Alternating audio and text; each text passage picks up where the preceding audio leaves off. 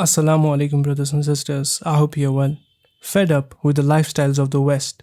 Do you want to raise your children in a Muslim country to impart Islamic traditions and cultures to them? Are you planning to move any Islamic countries to practice Islam freely and give your child the best Islamic education?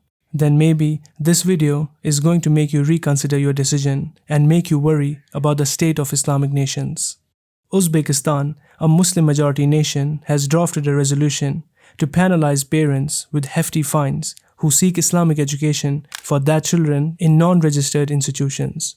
If the proposed rule is passed, parents will face penalties and possibly even jail time, further restricting an already strict Islamic education system.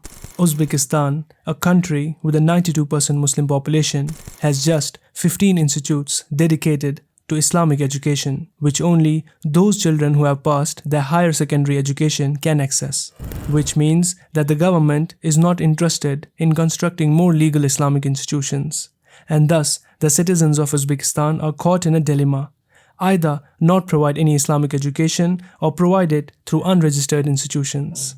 Some parents are forced to send their children to unofficial religious schools known as hujras, but with this draft resolution in sight, parents cannot do that too. At present, people who teach religion without a permit risk penalties or a maximum of 15 days in jail. The new draft law severely limits the pursuit of Islamic education and worsens the challenges encountered by several families.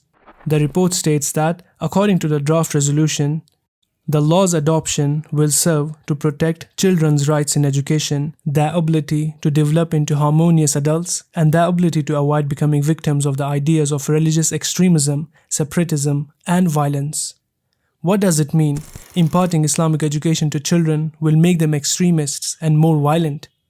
If this statement of draft resolution were included by a country like France or Sweden, then one would still be able to digest it, as these are Islamophobic countries and their governments have no knowledge about Islam. But unfortunately, now a Muslim nation whose governing body is composed of Muslims themselves is giving such blasphemous statements and passing such resolutions so as to cause much difficulty to those who want to impart Islamic values and traditions onto their children. Recently, another Muslim nation, Tajikistan, was in the news for banning hijab for women and prohibiting men from growing beards. Countries like Egypt, Jordan, and the UAE have no prohibition on alcohol stores, and homosexuality is legalized in countries like Bahrain, Turkey, Kazakhstan, and Lebanon. What kind of world we are living in now? The West was always targeting Islam, and the so-called Islamic nations are also attacking Islamic values and adopting the lifestyles of the West.